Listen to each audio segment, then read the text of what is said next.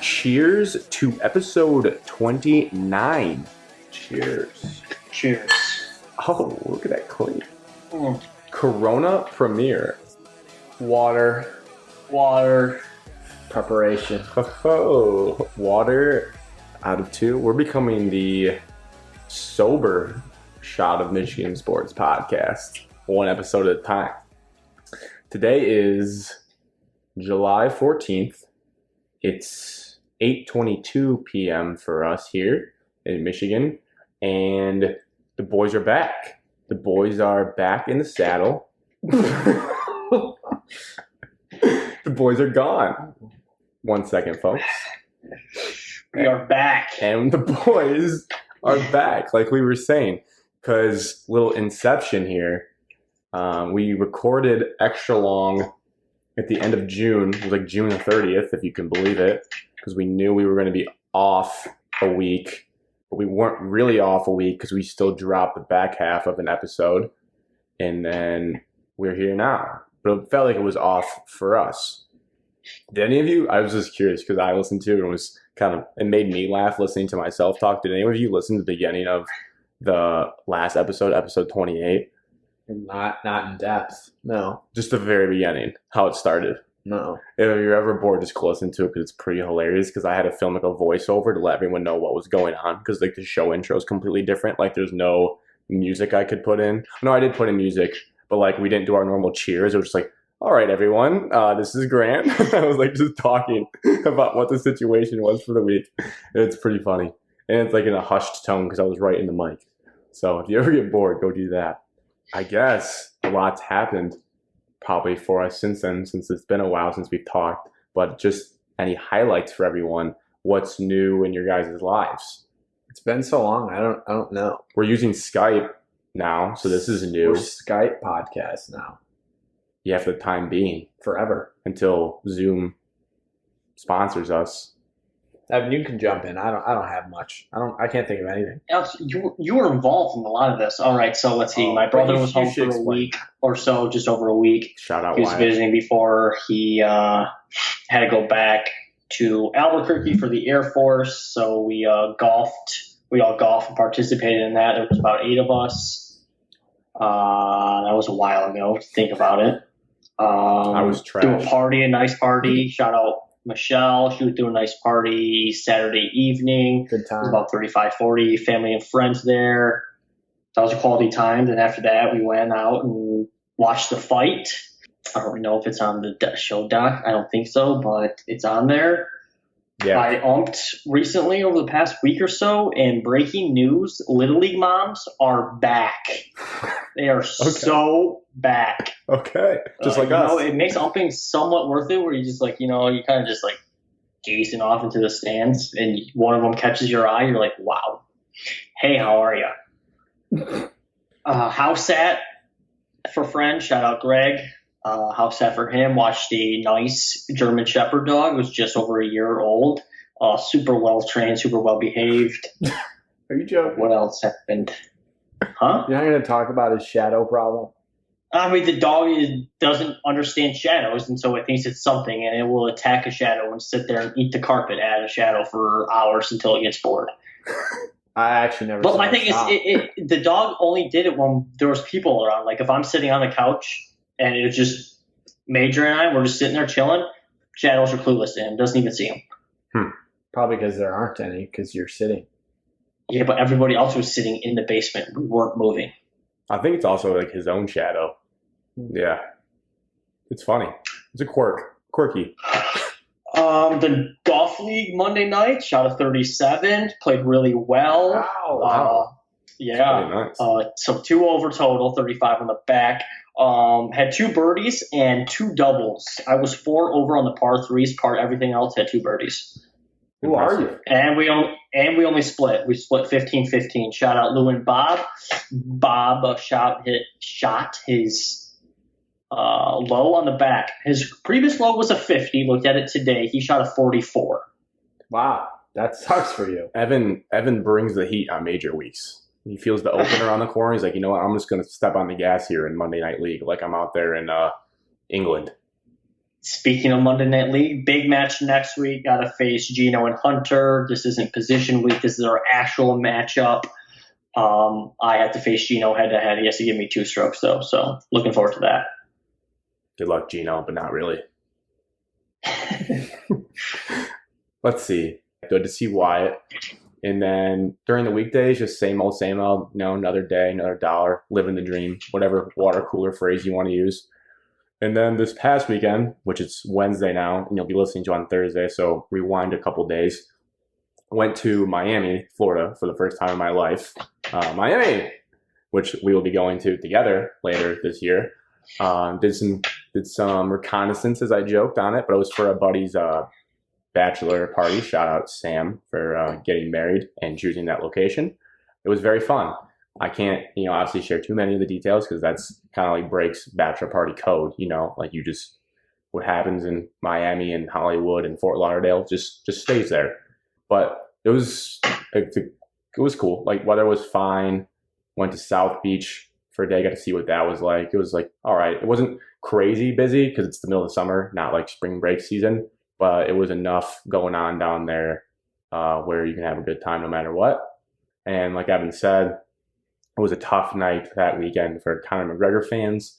He's not really giving you much to root for and kind of making a joke out of himself after the fact as well by saying some really messed up things while your leg just snapped in half on the ground. So I'm going to have to do some reevaluation there. Might need to find a new UFC guy to root for. I'll still watch his fights because he's a sweet entertainer. But that's pretty much the recap. Did you have anything else, Alex, as we talked there? Spark any memories? I didn't golf yesterday, so I don't have a league update. I played it the week before, so our opponents weren't going to be there. I also shot a 37 on the same side as Evan did. I had 3 birdies, though. And I actually only had 1 par, so if that gives anyone any explanations. And the only other thing I was going to add was, Conor McGregor. I think I'm out on him. I think he's done. I think he's washed. Firmly out. I told you Saturday night. You turned and looked at me and said, bet on Conor McGregor. I said, no, I just put $75 on Dustin. And you said you're an idiot. I might have. But I also told you that it would end in the first round. And I didn't say who. You did say it would end in the first round. You didn't say who would end in the first round. But I did win money on it, so I'm happy about that. And we're happy for you. Yeah, so super also interesting thing that I just thought of. Not interesting. Embarrassing. I just want to test out the raise the hand feature. I think it could come in handy, so I don't interrupt. But imagine you're waiting. I have a very important package being delivered to the apartment. And I just didn't know. I couldn't miss it, really. I couldn't, because I had a sign for it. So I couldn't really miss the delivery window, which I had the day before, because I was still sleeping from Miami. And I still owe sleep back from Miami. I need to get caught up on that fast. But I was supposed to sign for it, so I had this plan. I was like just kind of going to wait outside by my car in the window that I thought he'd arrive. It was like about an hour or so window. So I sit out there, and then he finally pulls up, but he pulled up way closer to our apartment than I thought. So he was walking to our door, and I got out of my car to kind of walk behind him, and I just fully like social anxiety, awkwardness, panicked. And instead of just being a normal person saying, hey, is that for Grant from apartment blank? I didn't say a word, and I walked up like he was setting the package down at the apartment front door, the official like front door where you need a code to get in. I was like, oh, if that package is for someone inside, I can like do the code and let you in. So I do that, and I know, Evan. I walk in, I'm in front of him now, and I go right down the stairs, and it hits me. I'm like, he's gonna be following me, so like I can't just like walk. Yeah, just the dumbest thing ever. So I walk down. I can't stop at my door and be like, oh yeah, like I guess that's for me. Like obviously, like I probably realize it is. I wasn't 100% sure it was mine. I just had a really good feeling. You knew it was yours. So don't kid yourself. I just turned to the right. Instead, went down the hallway and like went up the stairs, and then just kind of was like, all right, I'll just wait for him to leave. But then I was like, wait, what if he needs a signature again and he doesn't leave it? It has a happy ending because I heard him leave. I came downstairs, turned the corner, and sitting there. So he did leave it there, even though there was supposed to be a signature. So I got lucky. But then I we just sat down on the couch for like 30 minutes. It was like, why did you do like that? Like, you could have just said, hey, I think that's my package. Like, I was just thinking he was thinking I was like stalking him or something. He probably thought I was trying to rob it, honestly, because he went to put it down at the front outside door, and then he picked it up when he saw me walking, because like he can't just like leave it there as someone's like walking right behind him. So All-time awkward move. so dumb. So whenever I like critique anyone in the sports world, just know what a dingus I am, and like don't take it for a grain of salt, at least this episode, because I need a couple chops for that one. Yeah, it was super embarrassing. Speaking of embarrassing or not great or awkward or chops, the Detroit Tigers draft. I'm not saying I personally had a beef with it, but I can tell you this. They tweeted out that we drafted Jackson Jobe, the right-handed pitcher, like 18 years old, third pick in the draft. And anyone want to take a guessing game on the amount of replies to that tweet? 412. Over 600. 376. Oh, So both over. You'd lose in Prices Right, but Alex was closer. And I didn't read all of them, obviously. No one has time for that. Well, some weirdos that probably live in their mom's basement have time for that. But it was mostly negative. It was mostly negative things about what are you doing? What is this franchise doing? Why did you take him? Why didn't you take Marcelo Mayer, who everyone wanted to take at the shortstop, who went next? So I would say, yeah, that was a big controversial draft. And I kind of want to get your guys' perspective. I'm really interested to hear from Evan, because I know he really loves the Tigers pipeline here. It's been all over it. So Evan, what did you take away after the MLB draft wrapped up? I was watching the updates on my phone, and I was in a meeting, coach's meeting for travel baseball right before it started. Got a notification saying the Pirates drafted Henry Davis, I believe his kid's name is. I was like, I can't believe it. This is unbelievable. We're either going to get the shortstop or we're going to get Leiter. Got the second notification. Rangers, guess what? They don't mess it up. They drafted Leiter. Good for them. And by this time, we're like deep in conversation with our meeting, and then it was like pick 8 or something. And I was like, who did we draft? Like, we drafted a pitcher. I was like, okay, cool. We got Kumar Rocker. Wrong. Nope. Jackson Jobe. And I said, who? Corn Elder? And who? And so like while other people are talking in the meeting, I'm probably inappropriately scrolling through my phone on Twitter, trying to find like any information I can find about this kid. First thing I find is like he's the number 7 overall prospect. Okay, so he's not like way out of range. He's somewhere in that range. I get it. He's the number 1 high school pitching prospect in the draft, which isn't terrible. He has, they say, one of the best pitches in the draft with his slider. It has a high spin rate, wherever you want.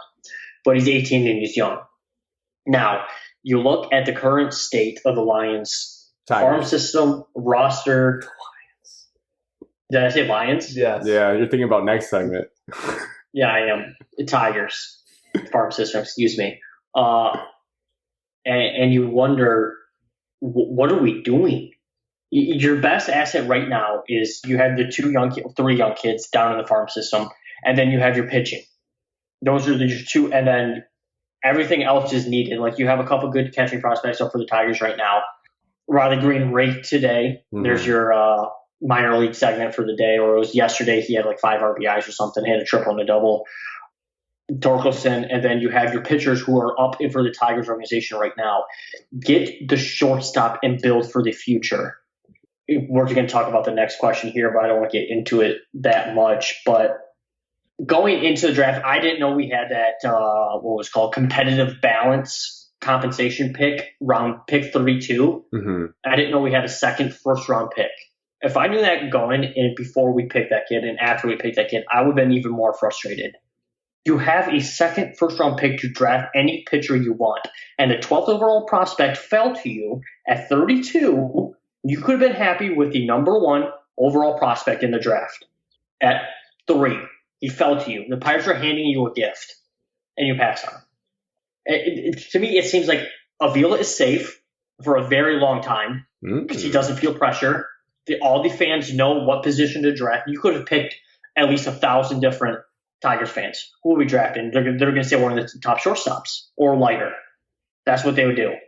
And so I feel Avila is safe for a long time. What else did I write down? Avila needs to quit trying to be the smartest guy in the room and try to overanalyze everything into where you're drafting this high school based off of potential because he has a higher upside. It doesn't make sense. And they were talking about how the MLB Network nonstop throughout the draft. You build a roster through the straight up the middle. So catcher, pitcher, center fielder. That's what you build up to. Akil Baddoo is pretty solid as of right now.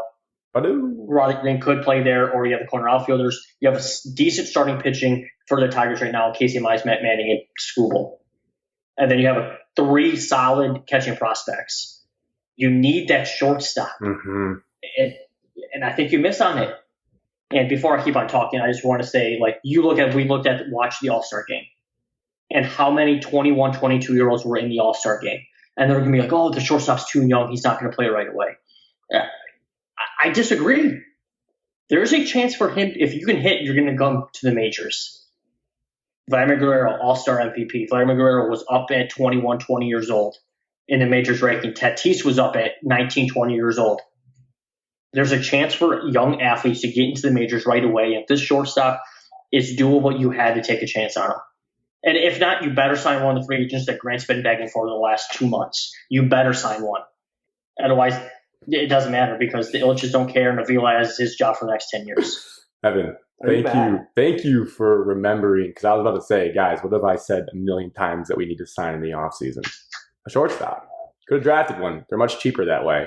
I would like to, before we move on, just acknowledge that was one of the better rants, unfiltered. That was Valenti 97-1-esque. You didn't even say a bad word. No, not really. You just rolled right through that thing. It's good stuff. I agree with all of it, by the way. So Alex, you're more negative on it. I hate it. I'm not saying I'm positive about it, but I think I'd be a nice buffer. I just did write down some good things about Jackson Jobe, so I can throw those out there just so we see more full perspective on bias. Tell us about his great potential. So first and foremost, hard-hitting, Jackson Jobe is a name. It's a cool name. That you just can visualize success in the MLB with that name. Some might say, Grant, why do you care about those things? You have to factor in the stats and just the intangibles, and his name's an intangible. His dad is a professional athlete. He's a golfer. I believe was on the tour at some point. Might still be. I don't want to disrespect the man. His last name's also Jobe. I'm sure you can find him. So he's got some pedigree there. I kind of like that. The kid knows what it takes. Oklahoma State Player of the Year. His stats here, which are kind of insane. Now, I know it's high school. This is high school baseball. Right? But it's still insane. 0.14. 9-0 record. 0.13 ERA. Over 51 innings. And in those 51 innings, he had 122 Ks. So that is an average of almost over 2 Ks per inning, which is just crazy when you think about it. You're walking up there and at least 2 guys are getting struck out in the inning. One big thing was a theme for the whole draft is we like guys with sliders that have high RPM rates. Rotations per minute is the acronym for that. And this kid is rumored, I don't know if it was officially clocked on a gun, to have a 3,000 RPM slider at the young age of 18. The highest RPM on that pitch in the majors is 2,650. Evan is kind of predicting that that's going to lead to a Tommy John surgery of sorts. I can't disagree with that, but I have to give the people the facts. And then the average slider is 2,090. So they're saying his slider could have over 1,000 more RPMs, and we don't believe he's using any sticky stuff down there in high school, but who knows? And now the bad side. The unbiased bad side. Shout out to the new Barstool hire, Chris Castellani, Tigers reporter, I'll call him. At Barstool they don't really have reporters. He's a writer for them. He wrote up an article, which I read, that listed out all the starting pitchers in the draft since 2006 who were the first high school pitcher selected. Doesn't mean they were first round, just first high school pitcher selected in that draft. So 06, we have Clayton Kershaw. So you're excited, right? You're like, Clayton Kershaw. That would be incredible. Well, just hold on. It gets worse. I'll go. It gets then worse. Jared Parker. Who? Ethan Martin. Who? Matt Hobgood. Oh. Now these two, James, Italian. I think Jamison Jamison Tyon. He was all right. James Italian. That meatballs. Nice. Dylan Bundy. We know he's all right. Max Fried in the show. Cole Stewart. Brady Aiken. Kobe Allard. I don't know that. Like 90% of these. Kobe Allard's with the Rangers right now. He's okay. Yeah, look at Evan using the feature. I love that. Ian Anderson, Mackenzie Gore, Ryan Weathers, Jackson Rutledge, and Nick Abel. So, Evan, thoughts on that list in general? Okay, now that with my long range, here's some positive thoughts to this. I didn't see much highlights. I didn't see like the tape or whatnot, but I know he has like a fastball and he has that slider. For the pitch in the majors, you need that third pitch. That's why Jack Leiter was so useful. However, you mentioned Dylan Bundy. Bundy was up in the majors in 6 months from the time he was drafted. Wow. Out of high school. And so he's one of the youngest guys to have the quickest transition. And so that gives some promise that could he do it? Could he make that jump in 6 months? Possibly. Am I going to say it's happening? No. But just there's a chance there. I'm not saying it's never been done because it has. Bundy did it. I shouldn't just kind of speak out of nothing here, but I could have swore I saw a tweet as well talking about Rick Porcello making a quick jump to the majors. And the Tigers organization believes that Jobe has more upside than Porcello and Dylan Bundy. And I think they weren't ruling him out of being like in the Tigers uniform by like age 20. So that would be pretty cool. And I do understand, I didn't pull up last year's draft. I should have, but like you said, Evan, right now the main promising guys that have yet to really be in the majors for us are all position players. So at some point you do need to replenish your farm system pitching. And I think that kind of goes to the whole trend of taking as many right-handed pitchers as we did to even if they end up strong bullpen guys. We basically just took right-handed pitchers, mainly college ones after Jobe, that have good sliders. And I also think I read an article from Cody Stavenhagen in The Athletic that our pitching staff, Chris Freder, who I will trust ride or die, that's his preference when it comes to pitchers. So I do like that our wise coaching staff is having some influence on the draft as a whole. Another good thing is they did take, with their third pick, a second rounder, a shortstop that is a top 30 pipeline talent right now. So that's good. But the chop, Evan, because you kept talking about the pipeline talent rankings, which is important. It was kind of funny. The Tigers set them up for some kind of chops, I would say, with their tweet. They were like, oh, we came out of the first round with 2 top 10 MLB talent pipeline prospects. One, the Texas kid, Ty Madden, who I like a lot because I think he'll be up sooner than later. And a lot of people that know baseball like them, so that makes me like them because I don't know them as well.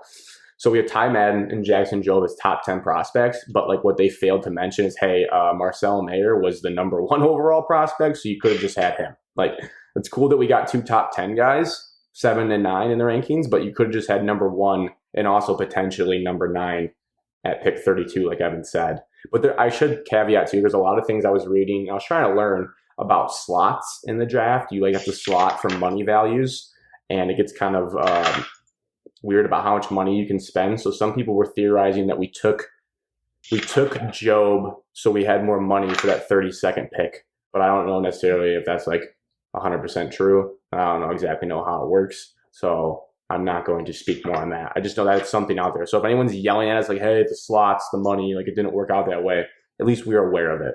Hey, Evan, are you reading a book? I'm writing down notes. You got a lot of pages you're flipping through there. Yep. Sorry, my bad, man. No, you're fine. Alex has sensitive ears. You guys covered a lot. I don't think I need to drag on anymore. 3 of the first 4 picks were right-handed pitchers, as Grant said.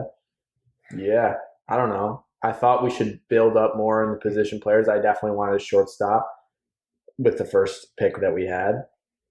Didn't do it. And if anyone thinks that us not drafting that shortstop means we're going to sign one this offseason, hasn't watched this team for like several years, because I don't think that's a guarantee at all. We don't spend. It'd be cool. If they do sign a shortstop, I'll forgive this whole thing and be like, yep, we had a plan, but until I see it happen. Correct. This all comes back down to if we don't spend this summer, this rebuild is just going to keep prolonging itself until it's just a permanent dumpster fire, as I've mentioned before.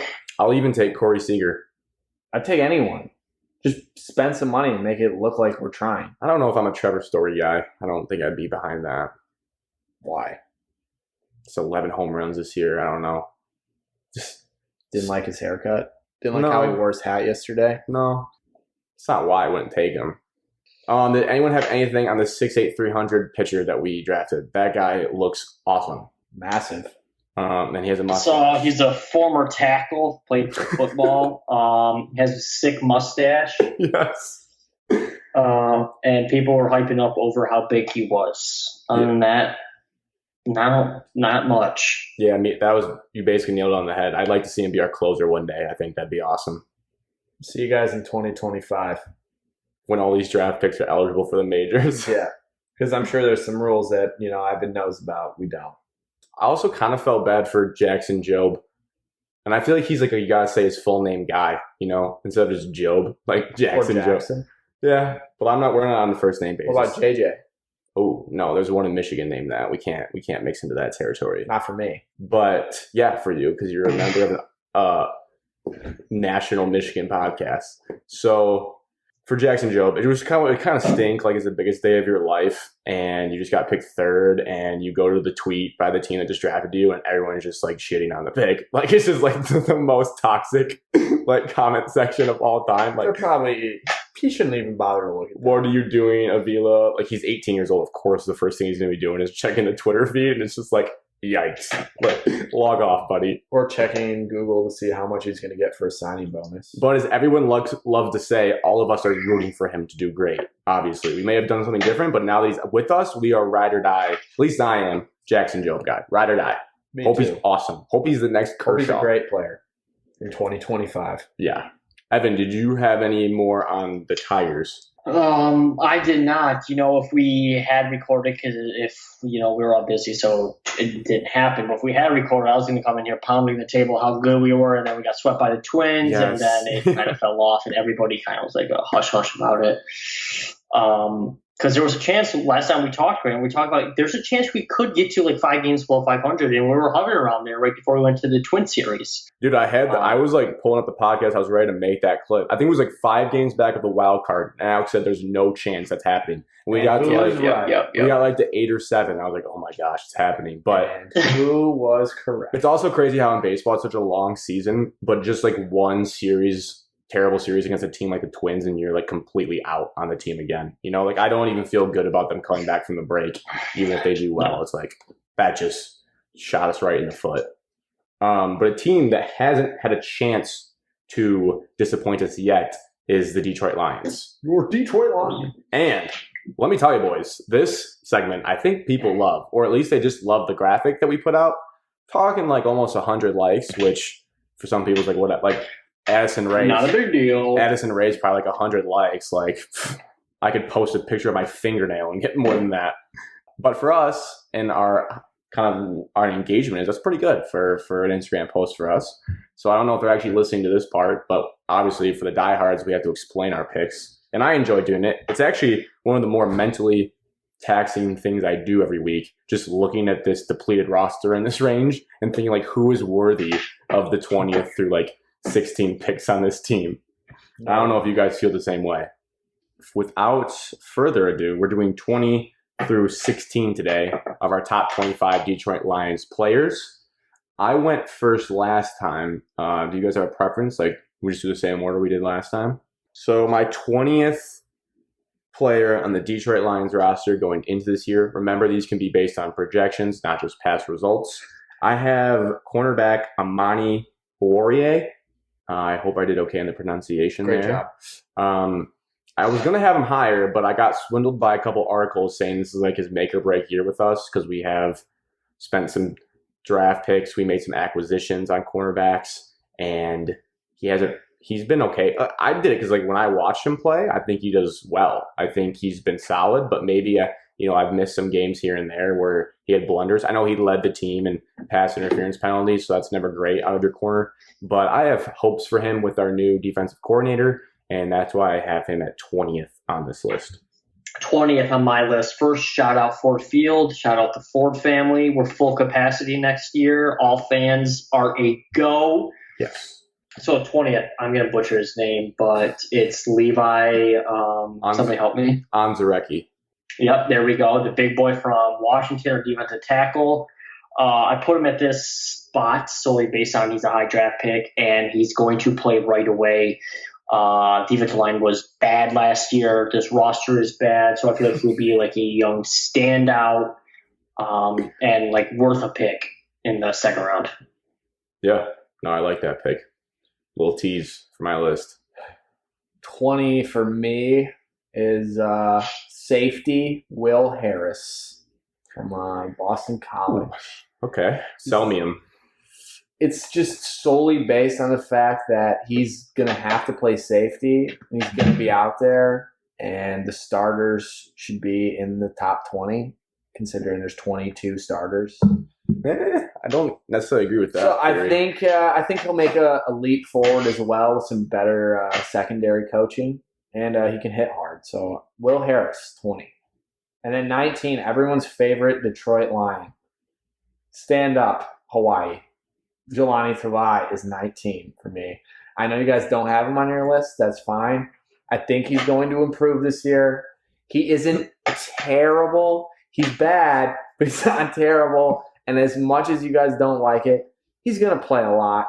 And hopefully, with our new coaches, our new schemes, maybe he'll be better. And if he gets a cut, then, I'll take him off my list. Imagine saying he's bad, not terrible, as your defense for a guy for being the 19th player on the Lions. That's how bad the Lions are at this current moment. So both of Alex's top 20 picks did not even make my 25-man roster. So that's just interesting, and that's why people love this segment. You just don't know what you're going to get. Yeah. And now it goes to Evan, if he can my 19th pick is Trey Flowers. Whoa. Whoa. He's a guy that should be up there higher, but the production ever since he signed a big contract, what's new? Patriots signing a big contract, coming over here, doesn't produce because you have a poncho-wearing guy can't evaluate talent. He was productive in some systems, and I expect him to be more productive with the new defensive coordinator. And we're going to need him to be more productive. And it's one of these spots where like it's either produce or get cut or move on. So I'm expecting he's going to feel a little bit pressure, especially from the new coaching staff. And so that's why I had Trey Flowers at 19. Evan, I respect you a lot for that pick because he's a guy that, based on his name and the amount of money he makes, when you look at our cap breakdown, I'm like, I have to have this guy higher in my list when I'm really not that excited to watch him play football. I hope he proves me wrong this year, but I respect you for going out on that limb and be like, you know what, I'm putting him at 19. But he's better than Tavai, so. I feel good about Trey Flowers this year. No surprise, though. I seem to be the one that's off here. Well, being off is a relative term. 19, I have Levi Onzarecki. So Evan and I both have him in this range. I ranked him higher than Ali McNeil, who I did in my top 25, the first 5, just because I think, obviously they took Levi first, and he has some plays in college that you're like, whoa. Like when he bull rushes a dude back into the quarterback, it just kind of surprises you. And I think he's going to be good. And like you said, Evan, he is going to get playing time, which is a big factor in this list.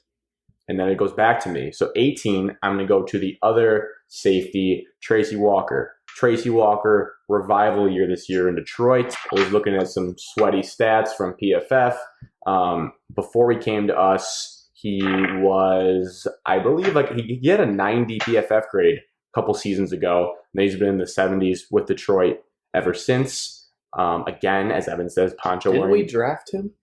I read Tennessee. Yes. I read Tennessee. He played at Tennessee in college.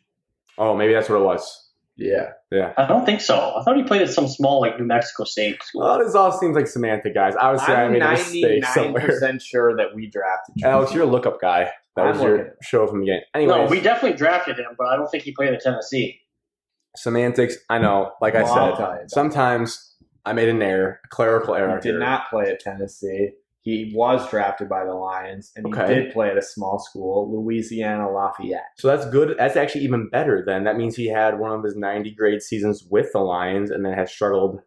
How many you go back to that page? Rookie mistake. Don't close the page if we're still talking about the guy. But how many seasons? 3.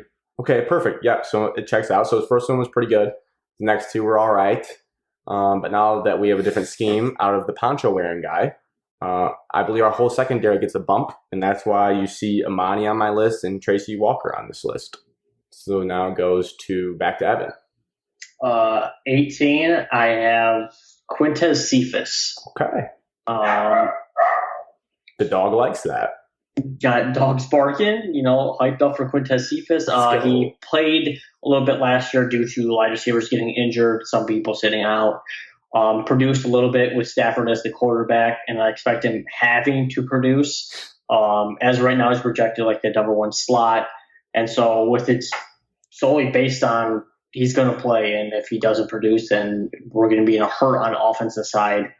And he's the slowest, smallest wide receiver on this list, so that's why I have him at 18. Number 2 slot behind Amon-Ra St. Brown. Oh, spoilers. In my humble opinion. Alex. 18 might catch more grief for this one. I think, Grant, you personally will have him a lot higher. I'm going with a corner, Jeff Okudah. Unfortunately, Come on. he did not play well last year. What are we doing as here? much as you want to say? What kind of circus are we running? I know the Child only Michigan Jeff sports? Okudah game you watched last year happened to be the Cardinals, so you think he's some, Patrick Peterson level corner when Oh, he went was off in in the that front. game. However, he really struggled. He looked slow at times, and I do think he'll be better. Will be healthy, and so I think putting him at 18 was nice of me. Honestly. And I hope he's better. Trust me, but I can't really just want- base it on what I saw last. I really want you to name the 18 better players on this roster. That would spoil the whole segment. But, I'm actually upset. You have Jeff Okudah in the top 5. I actually want to break this pen.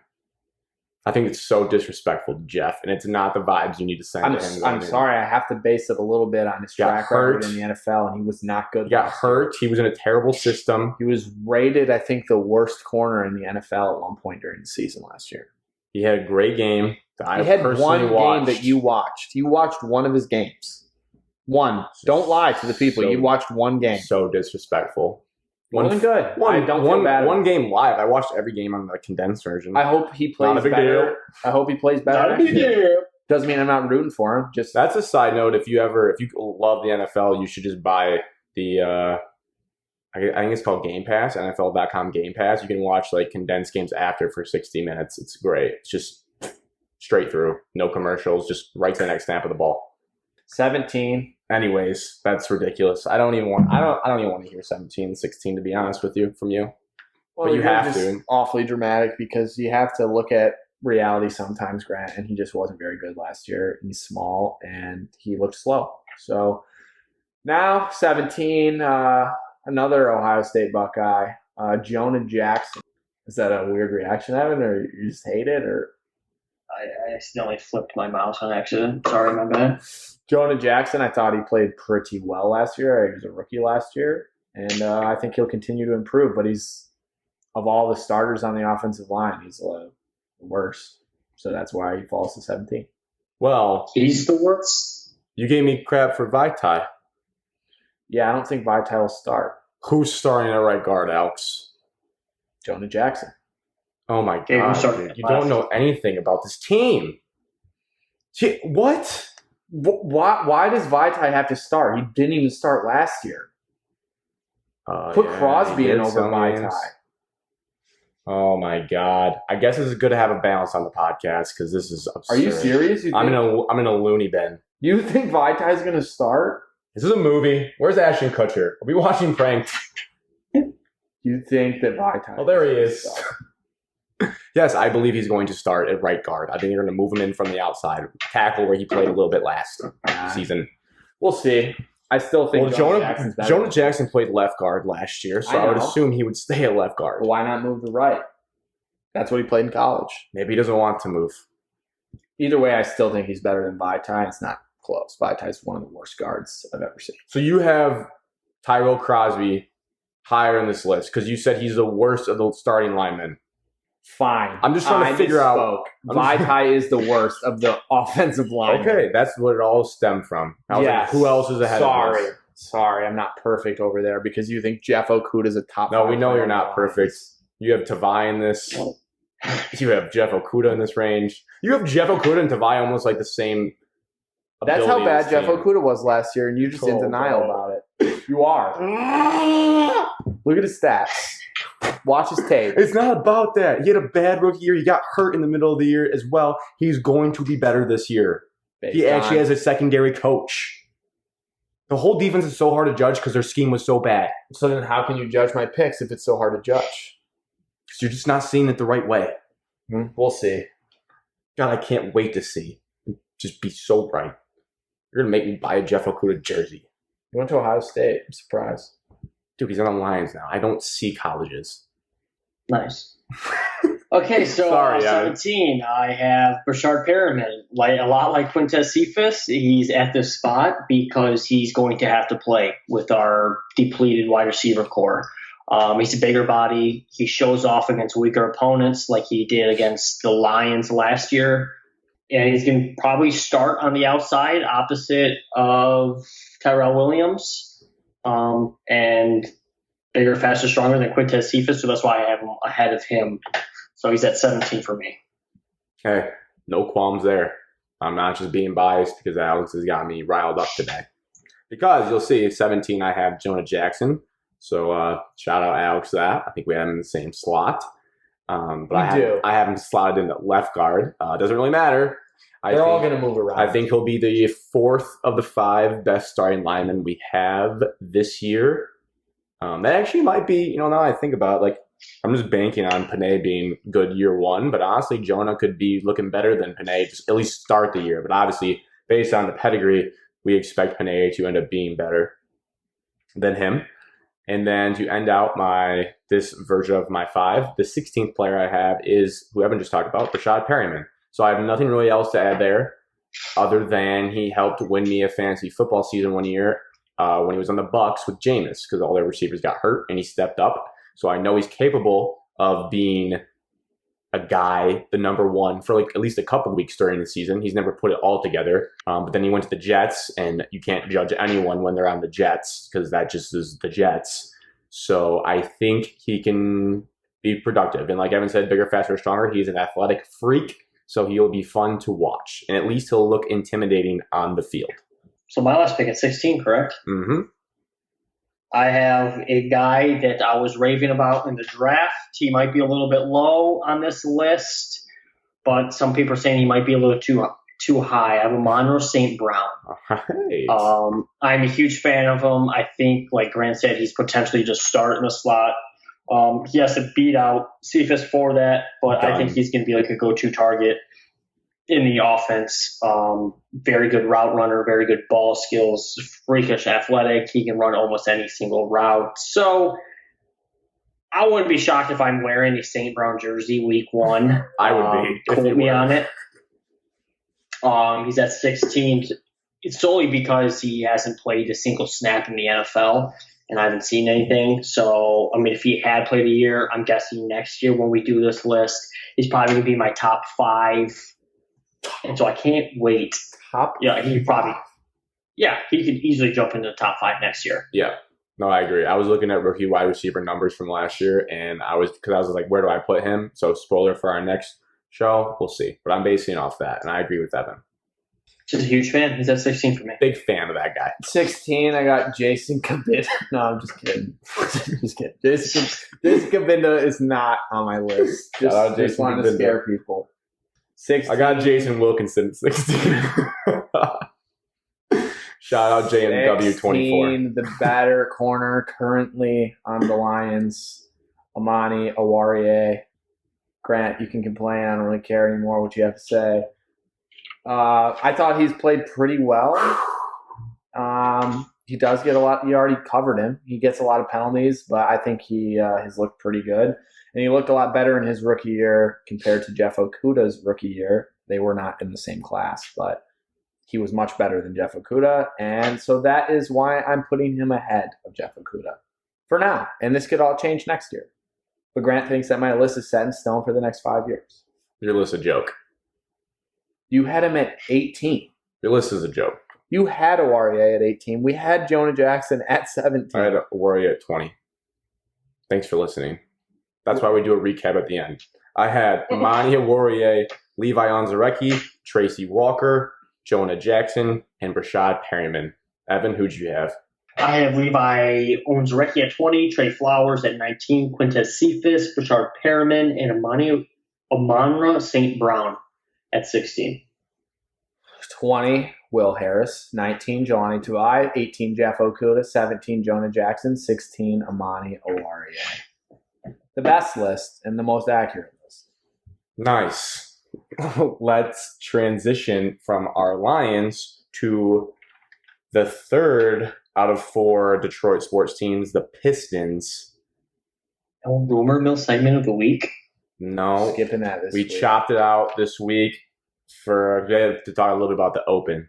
So I was trying to do some budget, and the rumors were good, don't get me wrong, but they'll be – it's kind of like in a relationship, absence makes the heart grow fonder, so the people won't have it for a week, and they're really going to be fiending for it next week. And also, honestly, these hypothetical trades are kind of rumors as well, so we kind of get like a feel for it. So with our Detroit Pistons, we are getting closer and closer to the draft every day, really. That's how time works, actually. Days go by, and then next thing you know, the draft will be here, and we'll be nervous all over again, almost as nervous as the lottery, because I'm actually starting to get nervous with all the smoke out there about this draft. Mm-hmm. And what we see here is there's a couple, NBA reporters that are needle movers online, I would say. Woj, Shams, and a couple others. But so when Shams writes an athletic article, my ears perk up, and I see that he reports that the Rockets have been aggressive after the number 1 pick. Now, I don't know really what aggressive means. Are they trying to sneak into Troy's office like CP3 did when he played for the Rockets and tried to sneak into the opposing locker room? Or maybe that was with the Clippers. But that aggressive, I don't really know. I don't really know what aggressive means. I just don't like it when people are really coming after the first pick. I do like it because we have it, and it feels good to be in the catbird seat, but it makes me nervous. And then our own beat writer, James Edwards for The Athletic, James Edward III, let me state that as well, he's the third, did a hypothetical trades article. So again, all hypothetical. These aren't from anywhere. No one has said these have been offered. And it was kind of cool. He had the other athletic beat writers on from those teams to kind of talk about would they do those trades or not. And so before we get into the actual hypothetical trades and put on our GM caps, do you guys value any of the buzz surrounding Cade, or is it kind of all just falling on deaf ears and you're like, I'm just blocking that out? Last week it was still ramping up and it gets hotter and hotter. I'm just going to keep ignoring it. Or are you starting to let it creep into you a little bit like it is for me, and it's kind of getting to you a little bit? I value it, and I kind of like hearing about it. Is that weird? I like seeing all these hypotheticals. I like seeing teams that want the number 1 pick. It just makes me think, Cade is a clear consensus number 1. Everyone wouldn't be reaching out if not. And ultimately, we still get to decide if we want to take him or we don't. And I trust Troy Weaver, whatever he does. So I do value the smoke. Well, that makes sense because that's why you're the rumor mill guy of the week. Yeah, you're perfect guy for the role. But so you trust Troy no matter what he does, no matter what. So if we get rid of that pick, it's my GM. I trust. If we get rid of that pick and we take Jalen Green, you're cool with it. Or if we just draft Jalen Green at 1, he's your GM. You're not wavering. Yeah, I'm you give him a fair shot. I'm wavering. I'll be honest. If he does that, I will change my view. I'll keep my faith in him. Nope, I'm off. I would jump off the boat so fast.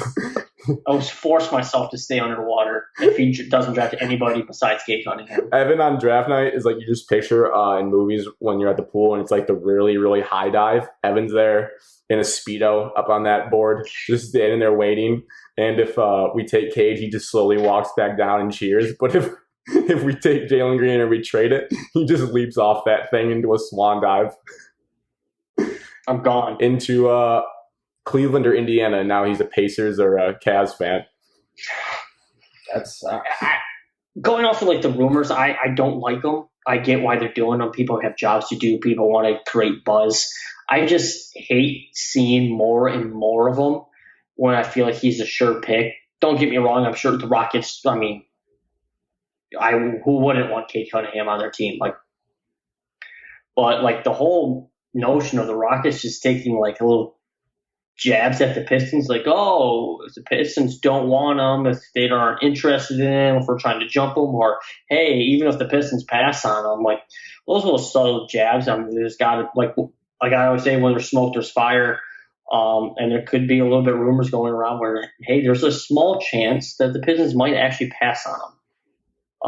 So I'm getting more nervous as the days get closer to the draft. I wish that the Pistons would just come out and say we're drafting Cade Cunningham and it's over. But obviously they're not going to do that. That'd be so awesome if they just said it. I mean, if we had a good track record of just drafting the right guy every single year, I wouldn't be as nervous as I am right now. But with Troy Weaver, I do trust him. But he only has 1 year of credit under his belt, and that was last year. So we'll see where it goes. I just hope it's Cade. Yeah. Oh, really? I hope it's Cade too. I'm thinking for the hypothetical trades, since there's 8 of them, I'll propose them. You guys can go like a quick yes or no. And then if anyone's passionate enough about it or wants to tweak it at all, you can follow up. But you don't have to have some long, drawn-out answer for each of these because, like I said, there's a decent amount of them. We'll start from the first one and work down. So these are like, you can kind of see it's like teams that are farther back in the lottery, the way they laid it out. So we have the Pelicans. They want to do business with us, hypothetically. Again, all hypothetical. I'll do what we would receive and what they would receive. We'd receive Brandon Ingram and the number 10 pick in the draft, giving up the number 1 pick, Corey Joseph, Mason Plumlee, and Josh Jackson. pass. I pass as well. I think this one would make us better like immediately, but I don't ultimately think having Brandon Ingram and Jeremy Grant on the same squad makes like a ton of sense. And the number 10 pick is kind of far from 1. Yep. No thanks. Okay, so we could redeem ourselves from last year's draft. The Kings would give us Tyrese Halliburton, the number 9 pick, and then their 2023 first round pick. And we would give up the number 1 pick and Mason Plumlee. No chance. We wouldn't even get a first round pick this year. Yeah, we get their 9 pick. Oh, the Number 9th and a first next year. And next year's first. And they'll probably be bad, Evan, so maybe, I don't know. Give me Darren Fox, and I will seriously highly consider it instead of Halliburton. Now that is how you negotiate, folks. Yeah, I would do that. I would shift it for that. Yeah, so I'll pass on this current one just because it would also sting. I'll pass on the current one, but hey, my negotiating cap is on, and I am ready. Because this one would sting too, because like we could have had Halliburton, so it's like we should just drafted him. He could be just as good. Give him time. From the Orlando Magic have called now. We would get the number 5 pick in the draft and the number 8 pick in the draft. They own both of those. And Wendell Carter, who they got from the Bulls last season. And then they would get the number 1 pick and Mason Plumlee, who seems to be in a lot of these trades. I like it. Yeah, I like it until the player was Wendell Carter.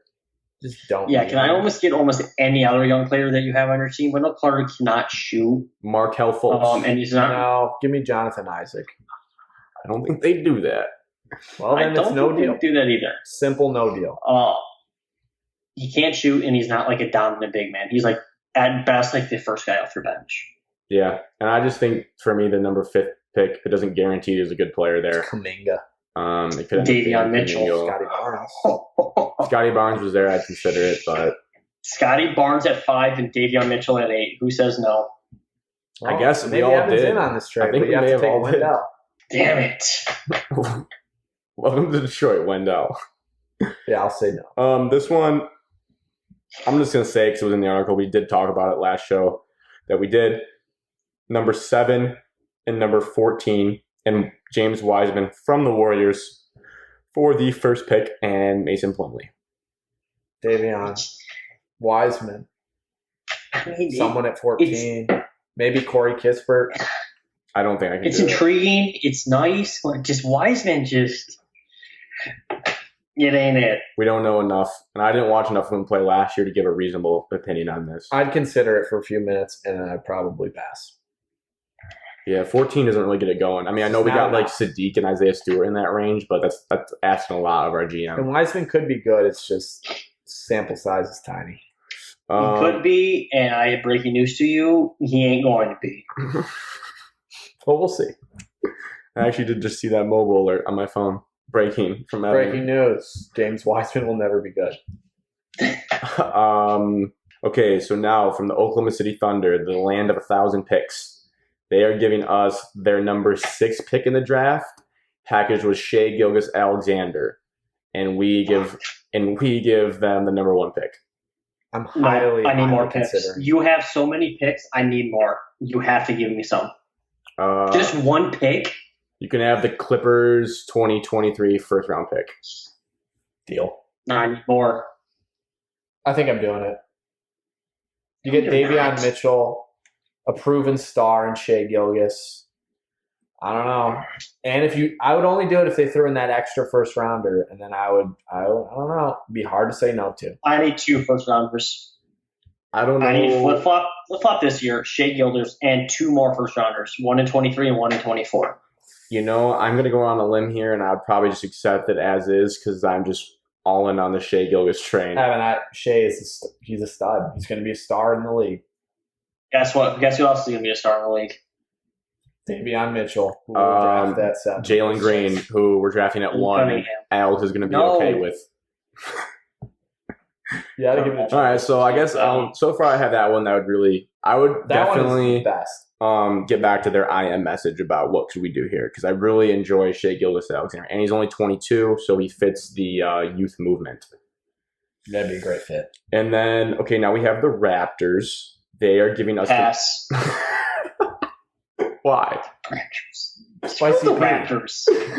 You don't get to be good for a bunch of years. You won your championship because Kawhi came over when he didn't want to. Now you can't just keep on rebuilding. No, nobody likes you. Go away. We're not helping you. You're like right across the river.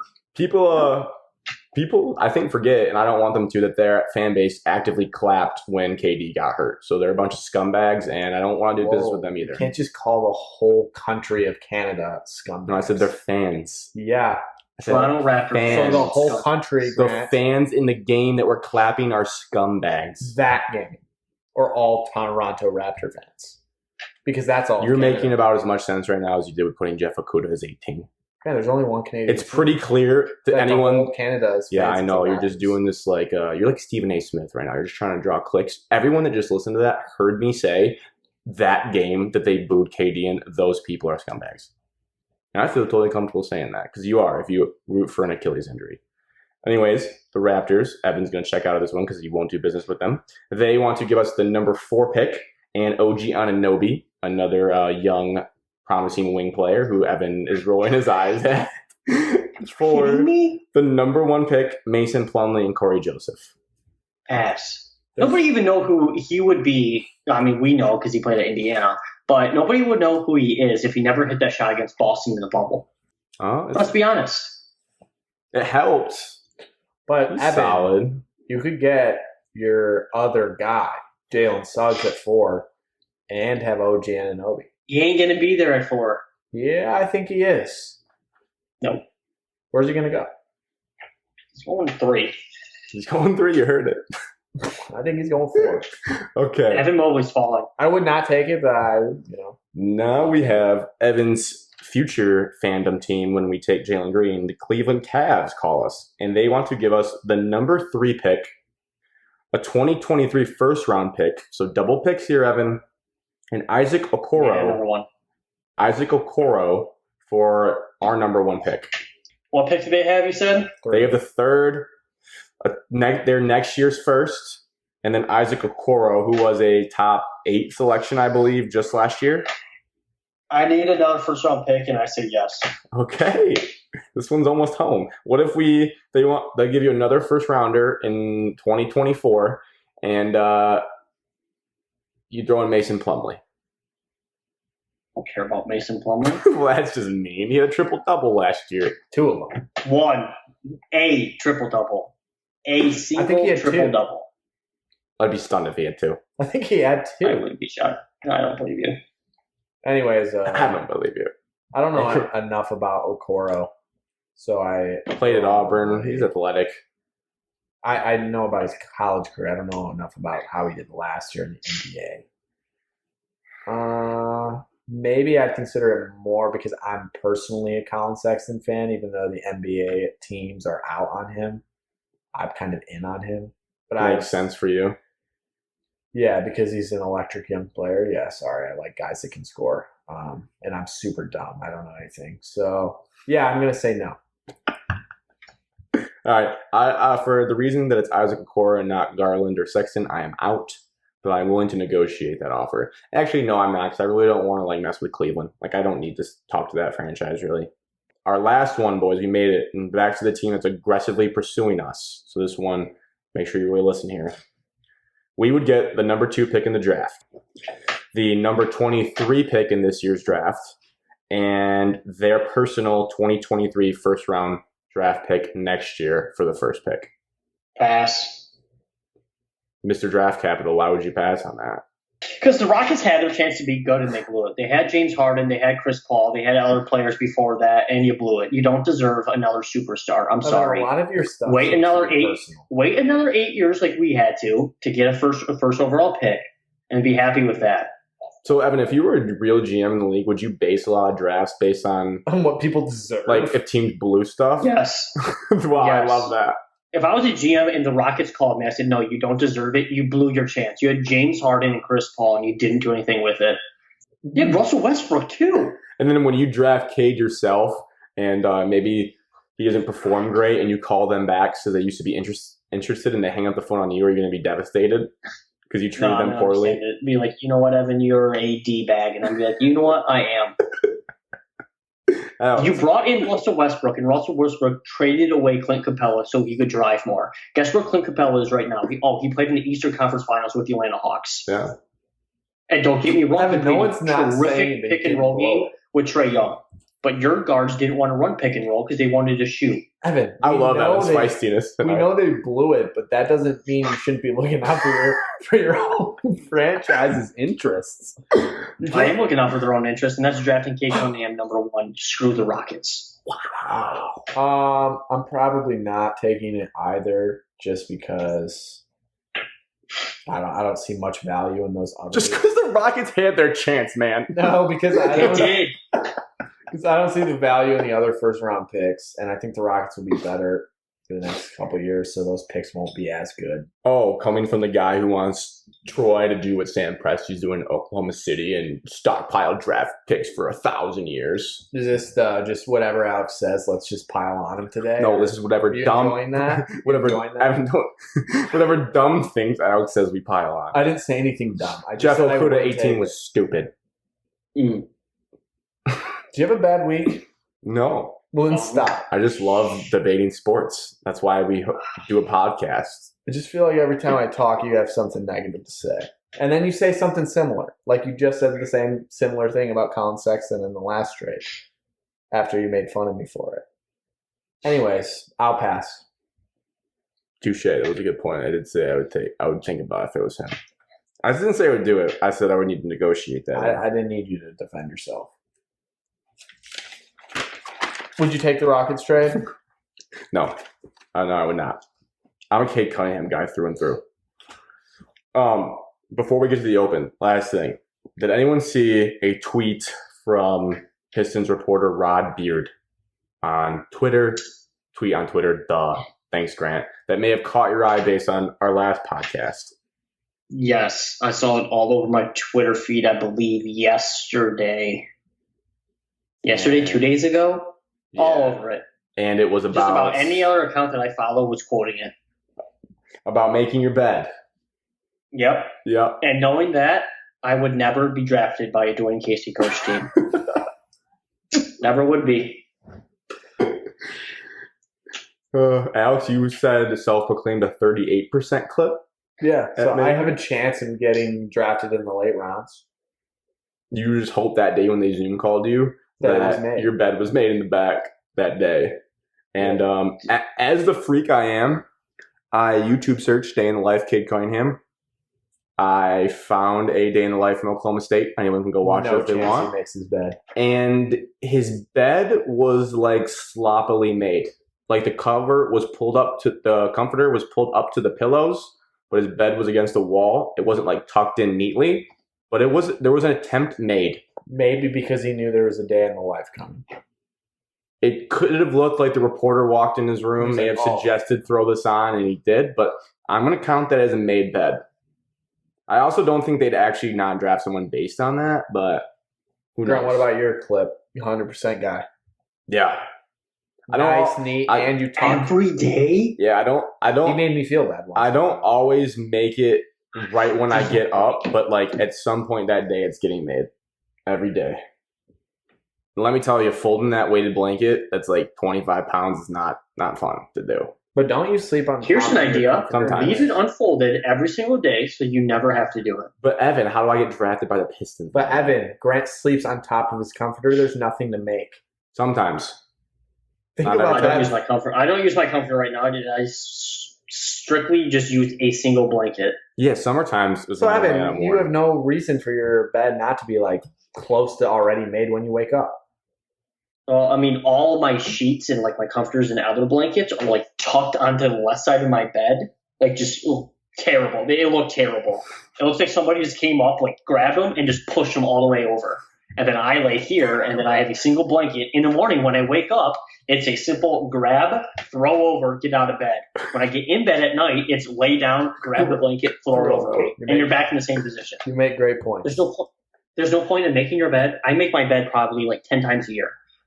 One is either if I'm cleaning my room, be like, oh, here's making my bed for the 30 minutes before I hop in. Two, if I'm like leaving for a long time, i.e. if I go to college, I'm going to make my bed before I leave so it looks nice. 2.7% clip, Evan, for you. You're at a 2.7%.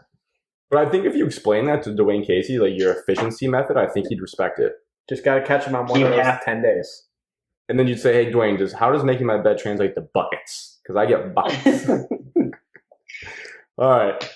Well, before we get into this, did anybody see the catch of like all time by the fan that was blowing up Twitter last week with the baby and the beer? The baby and the beer. This drops his own child, picks the child back up, still holds onto the beer, and catches the baseball. Oh my gosh, it was fantastic. Yeah, it was pretty cool. So for our listeners that probably might have or didn't see it, there's a dad in the stands. You didn't see it. Standing up. He has a beer in his right hand, and he's holding an infant child in his left. Foul ball comes at him. What does he do? You could have easily just like put the beer down, drop the beer. No. He drops his own child, quickly grabs the ball, and then goes back and like football tucks the child before he even like drops like 4 inches. It's one of the best catches of all time. I'm watching it now. And the spillage on the beer was minimal. I mean, maybe a drop or two. Wait, I need this back. It's in his right. I say the baby. So the baby starts off in his right. He drops it, switches it to his left, keeps the beer up. And catches the ball barehanded. So he goes ball left-handed. Ball's left hand, beer's right hand, drops baby from right, catches baby in left with the baseball, and then raises beer in like... This is elite. It was very impressive. It's highly impressive. Wow. So risky. High risk, high reward in that situation. Don't show that video to mama. So I'm sure she saw it. Hey, baby, this stays between us. She's like, oh, look, I'm flying. So, the Open now. The British. I'm going to call it the British Open because I feel like when you're in America, you can say the British Open because... It is the British Open. Well, no. Like, it's actually both. Like, golf nerds will tell you it's the Open. Like, it's historical. It's just the Open. But back in the day, it was more acceptable to call it the British Open. And as the bad boys of golf, self-proclaimed, I'm going to call it the British Open because I think it's just easier. Phil Mickelson said today, you can call it whatever you want, one of those two.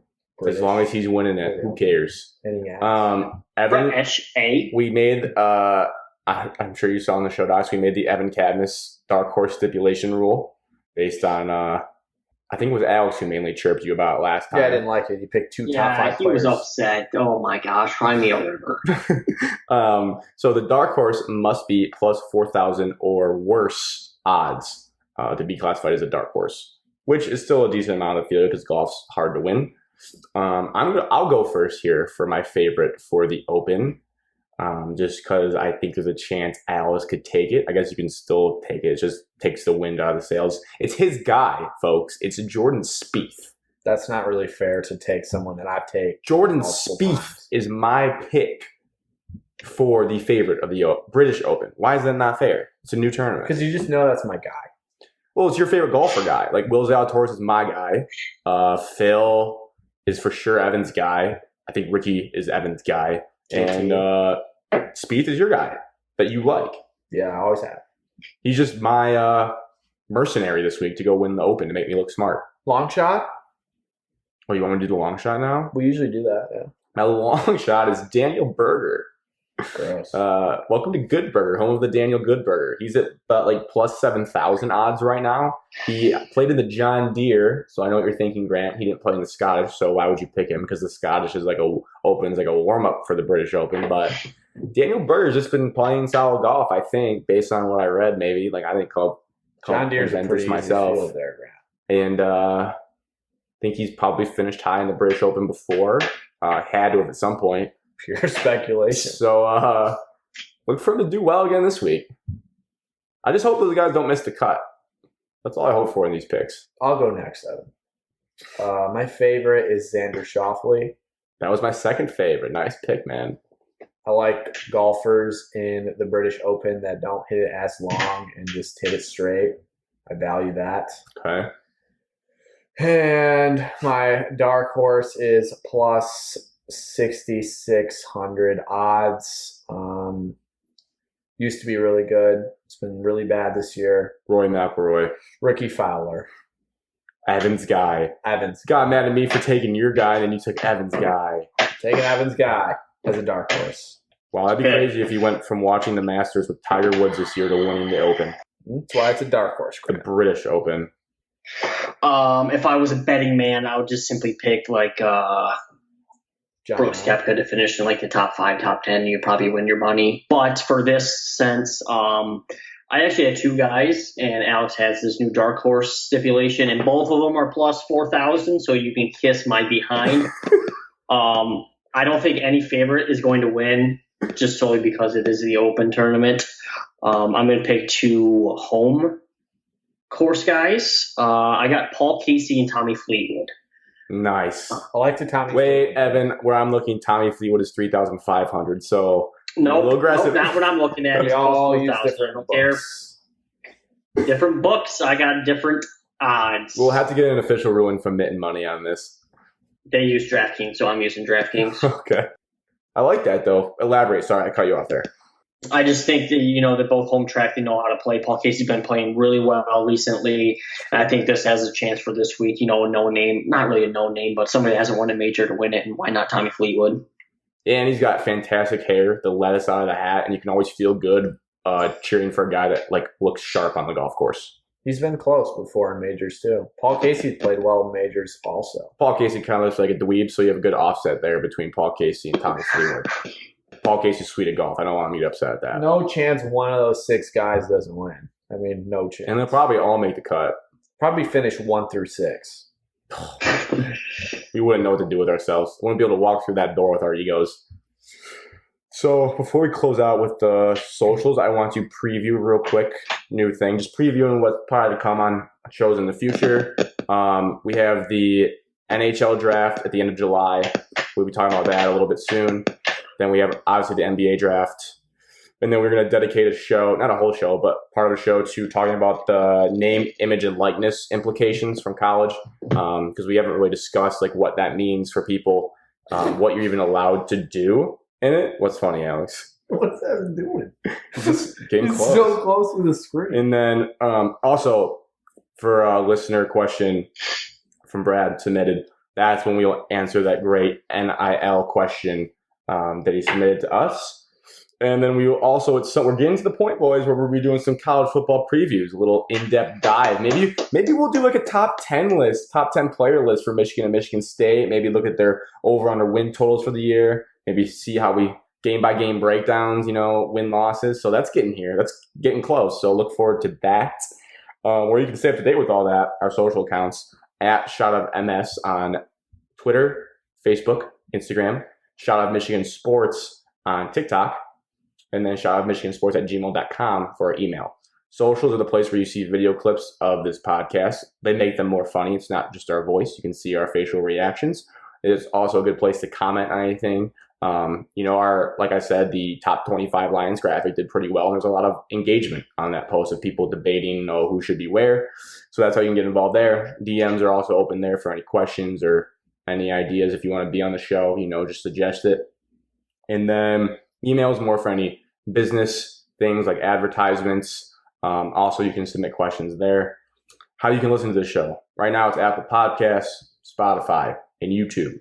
Audio only. Depending on the platform, we'd really appreciate if you followed it, subscribed to it, liked the specific video, left a 5-star rating and review. Again, all of that is free, and we give you all this free content, once a week. We just love a little scratch on the back because then it just attracts more people to the show, the way the algorithm works. Maybe even drop the link to a friend. Don't even explain it. Just send the link to your group chat. So here you go. And like I said, as always, not rate and review. Submit any questions. Questions. We enjoy them. It makes coming up with the show topics easier, and we know what you guys want to hear about. And with all that being said, let's cheers to the end of episode 29. I will cheers to Faster Horses this weekend and Hunter Dickinson coming back to Big Blue. Cheers to Faster Horses. Cheers to Faster Horses. If you see us out there, come say hi. We'll shotgun a beer with you. Yes. Say you were a fan of the podcast. And shout out to Friday. A bunch of artists dropped banging music. That is Kid Laroi and Justin Bieber. They dropped a bop. Go listen to it. Oh, yes, I love that. Cheers to that.